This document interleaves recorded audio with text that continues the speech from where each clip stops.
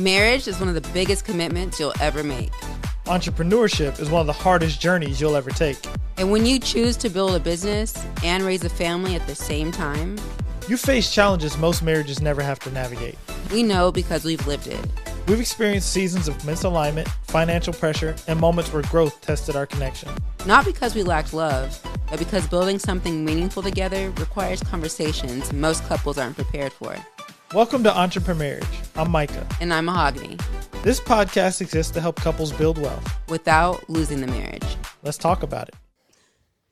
Hey y'all, what is up? Welcome back to EntrepreMarriage, where we work on building the wealth without losing the marriage. Happy to have you guys back for another episode. What's up, y'all? We had a really good episode last time. I think we talked about more of the entrepreneur stuff last week. Yeah, we did tap into some entrepreneur stuff. We talked into some opinions on a bonus episode around playing the game. We really appreciate all the feedback y'all gave us on those episodes. I was like, dang, this is a hot topic about this video game now. We need to bring that one back.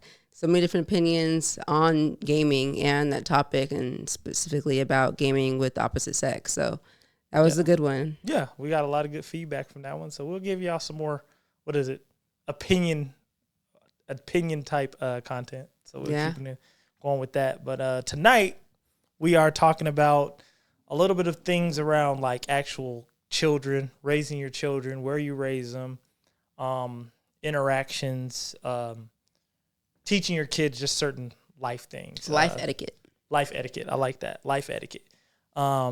This episode we're going to talk about, and we're also going to talk about, like college stuff as well, because I know we had an episode we talked about we're encouraging our kids to leave home.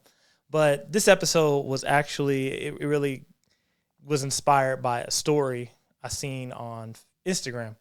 A real estate investor, shout out to Derek down in Houston, a real estate investor I've been following for a while. He his children, they're African American, his kids are black African American, and he said his child was racially profiled down in Houston, right? So it kind of sparked a conversation with me and Mahogany, about how you raise your kids to, speak with the police, how to interact with them, how to be respectful, whatever it is your decorum or etiquette is. We always teach our son, like after I seen it, it kind of like made me kind of go back and be like, hold on, I need to be talking to my son again, like making sure you understand, But what happened was his son he lives in this predominantly more, diverse neighborhood down in Houston, or I think it was, I forgot the county, but a little bit outside of Houston, like right by Houston. And he said a cop his son told him, hey, he was like, I met a cool cop. This cop came up and just talked to me. He was asking me questions, and he started talking about basketball. But it was strange because this kid was walking down the street, and the cop did a U-turn and turned on his lights. So it was like, I'm like, dang. So I was listening to the story. I'm like, yeah, that's kind of weird. He turned on his lights, if he was just passing by maybe. But he said, he talked about the interaction. A lot of people were like, oh, he wasn't racially profiled. Oh, he wasn't. Mm-hmm. Some saying he was. And, after like watching like the comments and watching like, him make response videos, I could easily tell him like, okay, this kid is in a predominantly, he's not prevalent in that neighborhood. He's in a neighborhood where he's probably one of few black kids. I could kind of, that's the vibe I was getting. He would have to go further, but I'm pretty sure that's the vibe I was getting because that's how we were raised.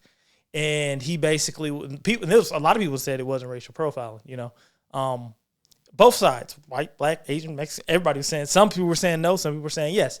And my first instinct was, okay, this comes from living in different places across the United States where you may be the majority, where you may be the minority, the demographics of the neighborhood. And I said, I said it probably is racial profiling. And I broke it down like this. And I said it probably is because I said if his son was walking around Cedar Hill, Texas, where it's a prevalent, a nice upcoming $1 million, because it was like a $1 million neighborhood he was at, $1 million neighborhood where most of the majority of the residents are black, it can happen that situation would happen, but it's probably not going to. So that goes back into what I was saying, why I choose to raise my children in like thriving African-American communities, diverse communities, if you will, but more African-American, so that he can see progress. And then, the police officers, they're more comfortable with certain interactions with black children, black teenagers, you know what I mean, in certain neighborhoods. So I think we came up to is like, how do you talk to your children about interacting with the police? And I know we had a conversation. My bad, I'm on my soapbox, but we had a conversation about it. And what did we say? Go ahead. Okay. You're on a good soapbox. Oh, a good soapbox? Okay. So we was like, I told my son, I was like, because my son's 10. I was like, you always be respectful. And then I also talked to him about stereotypes. And you being African-American, you got long locks like me, dreadlocks. There may come times with, people may stereotype you. And he was like, what's a stereotype? I kind of broke that down to him, what that was. And I just let him know, you always be respectful. But if you ever have an interaction like that, one, you come and tell us. But two, you really aren't supposed to be speaking to a police officer as an underage child without us present. But always be respectful in your interactions. Mm-hmm. And I think that's what happened with, Derek's situation down in Houston. But yeah, that's what we sparked it was what interactions do you have with your children and teaching them things, especially, everybody has different interactions with the police, African Americans, me, I've had some good interactions. When I was younger, I had some very bad ones like, whoa, I ain't gonna go deep into them on this episode, but yeah, I've had some bad ones when I was younger. When I'm older, it's a little bit different because they see you a little bit different. But yeah, that's kind of where we were with that. And we also have our son in a mentorship program where we actually have an officer come and talk to them about interactions as well. So yeah, that's good. Yeah. Especially in our community, to me, it's almost like scary and sad that I even have to have these conversations with my son specifically. I think like pretty much every race you should have these conversations with law enforcement because, they will gun you down no matter your race. But it's sad to me that specifically me as a mom of a black kid, and especially a black boy, that's what hurts the deepest, where it's like, oh my gosh, this is not just a good to have conversation like contraception and like things like that, but it's a much deeper conversation you have to have. What came to my mind on this topic is even if you're a kid or an adult, you gotta act accordingly. I think you said Cedar Hill, but I think there was a lady in maybe Hearst or Bedford or something. She had an interaction with law enforcement. What you're talking about? Yeah. You remember where that was exactly? That was Hearst. Hearst. Was it Hearst? Yeah, Hearst. Yeah, African American lady, black lady, had an interaction with law enforcement where she was disrespectful from the beginning of the interaction with law enforcement, and she was just kind of like, twirling her neck and being rude and things like that. I'm sure y'all have probably seen it on the internet already.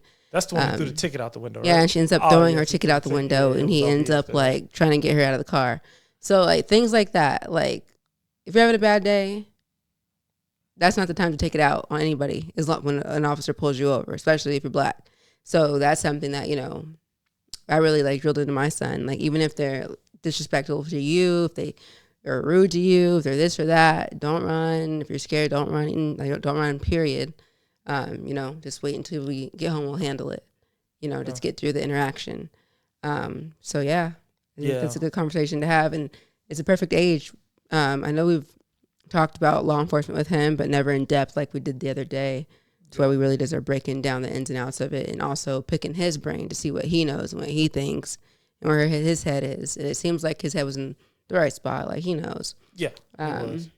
And that's goes to how you raise them too. We raise our kids are in the suburbs. We in the suburbs. We grew up in the suburbs, right? And then our kids are raised in the suburbs, but we grew up in the suburbs. We were a very, very, very small minority. Like it wasn't too many of us. So like we was like, look, we ain't gonna raise our kids like that.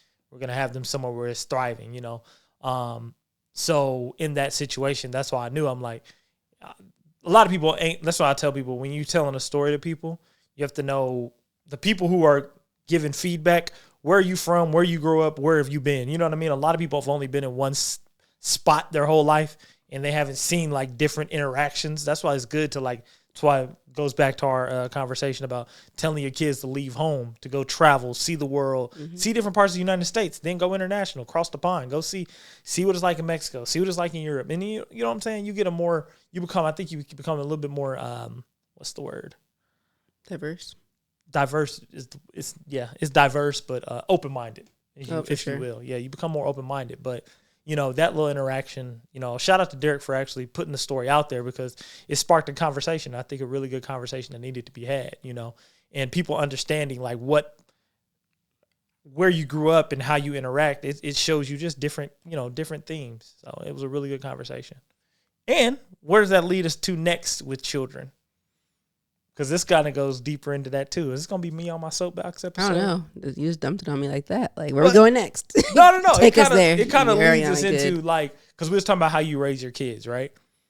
And in the African American community, one of the issues has always been like fatherless homes. Oh yeah. Right, but now, like, it seems like there's a lot of involved fathers nowadays, which is a good thing. But now I'm starting to see like a trend that I'm starting to notice is you're starting to see like fathers involved, but teaching their kids the wrong stuff, right? Like, I'm just be like, why are y'all teaching these kids this? Like, I'm going to use 3 examples. Like, you look at Ja Morant for the Memphis Grizzlies, look at Pooh Shiesty, and look at Jay Prince Jr. All 3 of them had their fathers in their life. All 3 of them are in situations where they could change the future of their generation, but they choose things where you like, why are you trying, like Jay Prince Jr., why are you trying to be a street dude? You know what I'm saying? It's no reason for it, right? And then I think it's like Ja Morant too. Like, why are you trying to have guns and things on the internet? Your dad's sitting right here. But every time I see that, the first thing I do is I wipe them off the board and I'm like, okay, if your dad's involved, what's going on? Because I know for me, we was strict. I was raised by a military dad. So it was P's, Q's, you do this, very structured. In Mahogany, she gets annoyed by it sometimes. But it's very structured. You know what I'm saying? So like us thinking we about to be in the street life, all that, like it ain't no way. So it's like, where are we at now where you have involved fathers teaching kids, your son, like, why would you even want your son to go down that path, right? Like, where is that coming from? And I'm just like shocked by it all. Like, it's like, why are you? And then they stand by, they don't say nothing. Like T. Morant, you should have been pulled Job to the side. Like, yo, you got $1 million contract. Chill out. You know what I'm saying? Like something. It's like they. But at the same time, it's like, how much power does a parent have over a grown person? Like, if you have a kid who's making their own choices, living their own life, you could say so much. Maybe you are like, hey, son, don't do this. Hey, son, you shouldn't do this. Hey, son, you're about to lose everything. We don't know the whole background. So that's a good point. At the same time, just playing devil's advocate. Like, kids be bad. Like, I think kids, especially when they're grown and do what they want to do. Like, there's only so much you can say and do to try to stop your grown child from making dumb decisions. And does that come back on your parenting? Does that make you a bad role model? Or does that just mean that one missed the mark? Yeah. Everybody has. I used to work with this guy, and he always said, and he was older, and he had older kids. He goes, sometimes you do get a bad apple out the bunch. And I was like, damn. But he was saying it, but I understood it. I understand it, but I think some stuff start when you were a kid, man. Like, if you look at Pooh Shiesty, on his song, he straight up said, my daddy was my first co-defendant. Like, you was going to jail with your dad, bro. Like, what is this? Probably. That's crazy, though. Like, and that's probably why he doesn't respect him now. It's probably why it's like, if you're telling me something when I'm grown now, if you're my homeboy or my bestie growing up, you know, and then all of a sudden you're trying to tell me what to do because now you think you got it together or because now you're making good decisions because you're old now, you know? See, and maybe that comes down to as well, people having kids too young. Like, you're not mentally mature enough. Like, maybe that's what it is. Like, you was a kid having a kid and you teaching your kids some stuff that you may be on in your early 20s. Like, if you have a kid at 6, I don't know how old they were when they had their kids, but let's just say you had a kid at 16. You kind of growing up with your kid, and you might be teaching them some stuff that was in the wrong. No matter of fact, I'm going to vouch for that. I'll even use my nephews as an example. The example I was for them as a kid, because I had my first nephew trailing behind me when I was 10. It probably wasn't a good example, you know, but now that I'm grown with kids, that example's different from my youngest nephew. You know what I'm saying? And then for my son, of course, it's different. So I could vouch for that. That is true. And I think it starts, you know, man, that goes back into, you know, what age is the right age to be having children? You know what I'm saying? Man, don't even get me started on having kids. I think, you know, like, there should definitely be an age limit, I believe, to when you can start having kids. Everyone's over here trying to shut down Planned Parenthood and things. Whoa, I think, go ahead. That's what it is. I think like when it comes to like kids having kids, there should be a stop to that in this country. I feel like there should be some type of way you can't even have kids until you hit a certain age, because it would definitely save humanity in a lot of ways. Damn. And I'm going to cut because Myka's going to be like, Mahogany. No, I'm not. Go ahead. We went too far. No, go ahead. So, You talking about playing for real. I was like, oh. you know, okay. y'all are going to No, have to. No, we'll go deeper on this on the Patreon. So make sure y'all stay tuned for when that's popping off, because that's when I can really speak how I feel. No, go ahead. Completely and fully. No, go ahead. I mean, I'm saying this. No, I don't when I say, as we talk about building wealth without losing the marriage, one thing we've learned is that growth doesn't happen in isolation. It requires the right environment and the right people around you. That's one of the reasons we decided to join Springboard to Wealth. It's a real estate investing community focused on mindset, strategy, and taking real action, not just talking about it. Being a part of Springboard helped us think more clearly, move more intentionally, and stay disciplined in how we approach investing. And for us, that matters, because when you're married and building, the decisions you make financially affect more than just you. If real estate investing is something you've been considering and you want to be around serious, growth-minded investors, we encourage you to check it out. You can find the link in the show notes to learn more about Springboard to Wealth and see if it's a good fit for you. We hope to see you there. Enjoy the rest of the show. When I say that, like, I mean, like, you know what I'm saying? Maybe we should, and that goes back to the arranged marriage thing, right? Like, what are you teaching? Like, yo, because you got to teach them about that too. Having kids, having sex, all that. That's a part of it. But I just feel like, I don't know, it seems like fathers just ain't, like, teaching their kids discipline. Like, that's what it seems. And I've always said, you know my statement, there's 3 ways to get disciplined. I'm gonna say as a male in America: father, prison, or military. You hopefully it's come from a father figure, because that's the best way to get it, because military works too. Military or father is really where you want to get it. But prison is, you know. Or the streets. Yeah. Even if you never go to prison, you just stay in gangs. The street, I think the streets is the problem, because look at Pooh Shiesty and look at all these. That's the problem. This might be some part of the problem, but the streets is like, it could be like a beeline to why people. That's where they learn like male contact and stuff. I don't know. I ain't never been in the gang. I had my dad. Me and my brother had our dad. We wasn't about to be in none of that shit. We get our ass kicked. That's us. You know what I'm saying? But I mean, I don't know. Like, maybe it is, because I know my dad was 36 when he had me, but I'm like 6 years younger than my brother, 30 when he had him, and then I'm 8 years younger than my sister. He was in his 20s when he had my sister. So it is maybe, you know, especially, you know, the effect of males on boys, you know, like being a father figure. Like, bro, you got to quickly man up. And like that last episode I talked about, the people you choose to hang around. You know, when you have kids, you have to change certain things, you know, change who you're bringing around. But yeah, I just, that's one aspect I'm not liking right now, is the active, involved father teaching their kids some BS. Man, I don't know. Like, rest in peace to those 8 kids in Louisiana. Their dad took them straight out, you know? And it's like, it looked like they were just in an Easter picture together a couple of weeks ago, from the looks of the pictures we're seeing online. Kids, so it's like, you know, you've been in the household, but what kind of role model were you really, if you go that far? I'm sure it was really bad for them leading up to that. But there's so much domestic violence, so much chaos and confusion. And some would say, oh, well, he's a present dad. Well, does that matter if that's what you're seeing and like having to deal with? Yeah, they say anybody can be a daddy, but not everybody can be a father. Like, we were raised with fathers. So it's certain aspects that's different for us, you know, and that's true. You know, now we are in a situation where it's like, okay, it's more than presence at this point. Mm-hmm. Now it's like, okay, we present, but what are we teaching? What values? That's why one thing that we did, I think, was it a year ago? We wrote our core values on the wall, and we keep it in our like, why did we run in? Right when you walk into our house, you see our core values, you know, for our home: be respectful, be about growth. You know, it's just, we have a few of them up there, but you know, you have to we now in a situation like, what are you teaching your kids as far as core values? Integrity, like, you know, just simple life principles. Did we get that from Moose? Did we get that from Moose? Shout out to Moose if we did. Shout out to Moose Math if we did. We got that from Moose. I think he told us to write down our values and as well as get that board. Yeah. Shout out to Moose. He did give us that. He chopped it up. He got the game on marriage and entrepreneurship for sure. Shout out to Moose for that. Yeah, he gave us that game. Like, you know, but now we in that situation though, like you got to really be intentional.